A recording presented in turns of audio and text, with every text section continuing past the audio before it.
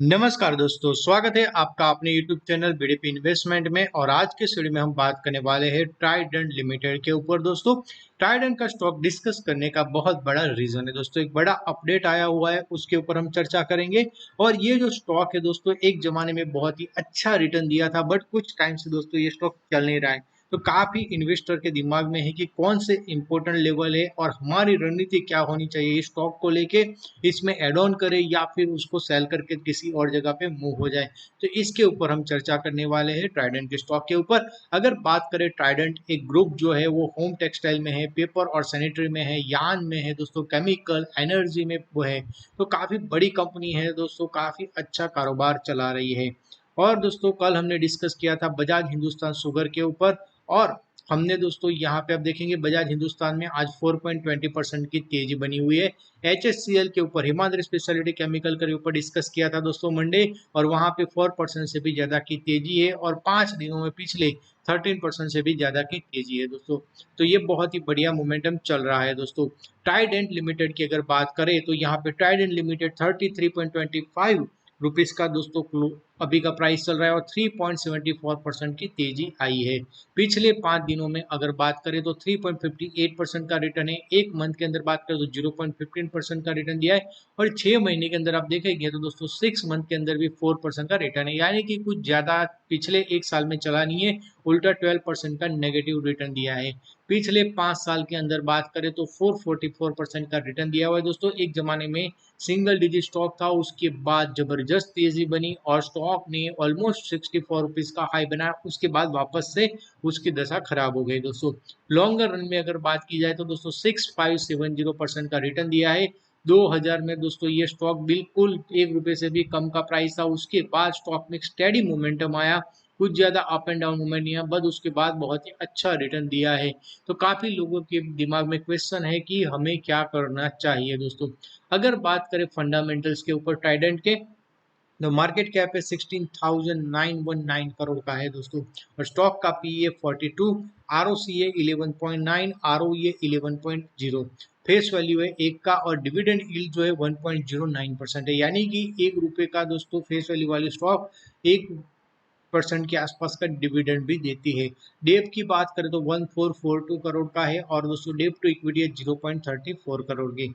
यहाँ पे दोस्तों जो अपडेट आया है ट्राइडेंट ग्रुप के ऊपर, तो वो ये अपडेट जो है इसके लिए आया गया है कि दोस्तों जो उनके ऑडिटर है दोस्तों, Deloitte Haskins and Sells chartered account IACI जो फीम जो है, वो दोस्तों रेजिग्नेशन उन्होंने डाला हुआ है। They are planning to change their auditors. तो ये कोई बड़ी बात नहीं है दोस्तों, रूटीन प्रोसेस है, और उसका इन्वेस्टर ने काफी अच्छे से स्वागत किया है और स्टॉक में मोमेंटम आई है। क्वार्टरली रिजल्ट की अगर बात करें तो दोस्तों क्वार्टरली रिजल्ट में आप देखेंगे जून 2023 में जो रिजल्ट आया, वहां पे दोस्तों सेल्स जो था 1494 हुआ है, डाउन हुआ है।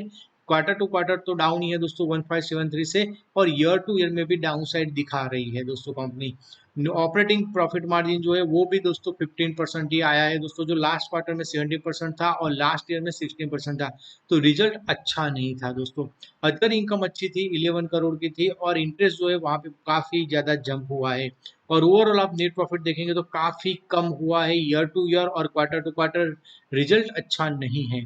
योर प्रॉफिट और लॉस स्टेटमेंट के ऊपर नजर डालेंगे, 2022 में 12 में सेल अगर देखेंगे तो 272 था, फिर बढ़ के देखिए दोस्तों एवरी ईयर कंपनी अच्छा ग्रोथ दिया है। बीच में स्टेडी मोमेंटम आया, 2017 में वापस से ऊपर गया, फिर एक स्टेडी आया, फिर यहाँ पे दोस्तों कोरोना काल में 4728 आया, और उसके बाद 4531 आया। बट उसके बाद स्टॉक में जबरदस्त मोमेंटम आई, 2022 में 6998 करोड़ का रेवेन्यू आया, और उसके बाद अभी थोड़ा सा स्लगिश हो रहा है। ऑपरेटिंग प्रॉफिट मार्जिन जो है दोस्तों 15% पे आगे अटका हुआ है दोस्तों। जो पिछले अगर हिस्टोरिक अगर हम देखेंगे तो ऑलमोस्ट 17-18% के आसपास था, तो वहां पे ऑपरेटिंग प्रॉफिट मार्जिन के ऊपर कमी हो रही है। अदर इनकम बढ़ रही है, बट दोस्तों इंटरेस्ट रेट भी बहुत ही ज्यादा स्पाइक हो रहा है यहाँ पे। डेप्रिसिएशन 325 का है, और ओवरऑल नेट प्रॉफिट जो है दोस्तों 2022 के मुकाबले आधे पे आके खड़ा हुआ है दोस्तों। तो यही रीजन है कि स्टॉक चला नहीं है पिछले 1-2 सालों से।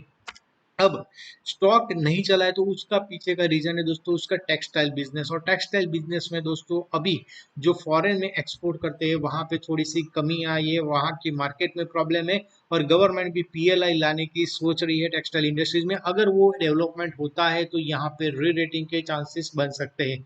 शेयर होल्डिंग पैटर्न के ऊपर नजर डालेंगे तो प्रमोटर के पास होल्डिंग है 73.19। थोड़े टाइम पहले ही प्रमोटर ने अपना होल्डिंग इंक्रीज किया था दोस्तों, 6 महीने पहले ही।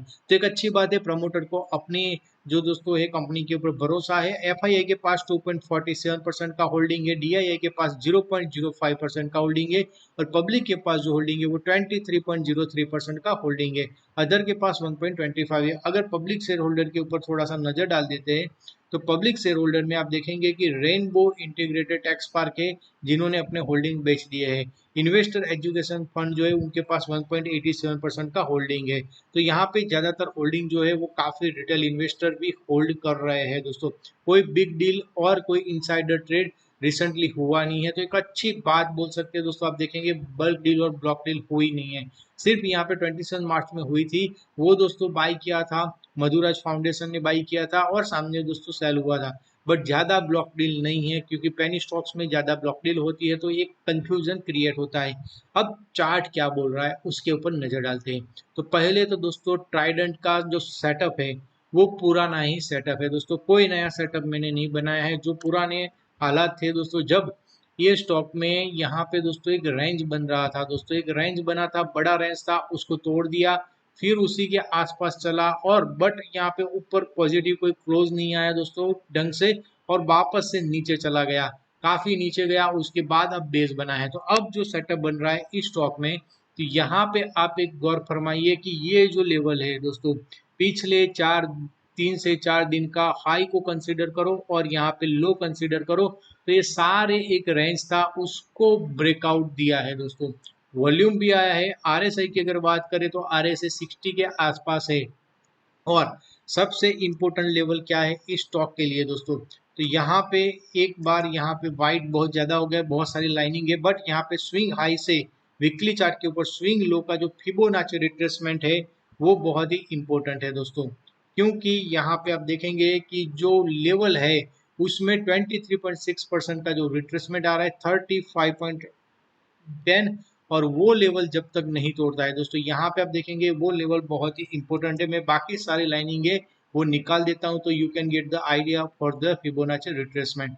तो ये सारी आइडिया लाइनें निकल गई है, और आप देख सकते हैं कि स्विंग लो और स्विंग हाई का कनेक्शन है, और उसका फिबोनाची रिट्रेसमेंट 35.19 है। और यहाँ पे मल्टीपल टाइम रेजिस्टेंस यहाँ पे फेस हुआ है, यहाँ पे फेस हुआ है, यहाँ पे फेस हुआ है, यहाँ पे हुआ है। तो दोस्तों एक बार चीज देख लो, कुछ भी हो जाए, जब तक 35.20 के लेवल के ऊपर होल्ड नहीं करता है स्टॉक, तब तक बड़ी तेजी नामुमकिन है दोस्तों। स्टॉक में पॉसिबिलिटी है यहाँ से ऊपर जाए और हमें यहाँ पे आए, और तब आरएसआई भी हमें ओवरबोट जोन में दिखता हुआ मिल सकता है दोस्तों। तो ये अभी दोस्तों कोई ऐसा न्यूज नहीं है। अगर सेक्टर के रिलेटेड कुछ अपग्रेड आता है या कंपनी के फेवर में कुछ एक्सपांसन या कोई बड़ी कॉर्पोरेट डेवलपमेंट होती है तो यहाँ पे कुछ मोमेंटम हो सकती है। बाकी ये स्टॉक ऐसे ही स्टडी रहेगा दोस्तों, आपको कोई ज़्यादा रिटर्न या ज़्यादा लॉस डिलीवर नहीं करेगा। ये सारे मेरे पर्सनल व्यू है दोस्तों, कोई रिकमेंडेशन नहीं है। और अभी तक आपने वीडियो को लाइक नहीं किया तो लाइक कीजिए, और आपको एनालिसिस कैसा लगा आप मुझे कमेंट करके बता सकते हैं। मिलते हैं नेक्स्ट वीडियो में, धन्यवाद दोस्तों। और आप अपने फाइनेंशियल एडवाइजर की सलाह लेके इसमें ट्रेड या निवेश कर सकते हैं। Thank you very much.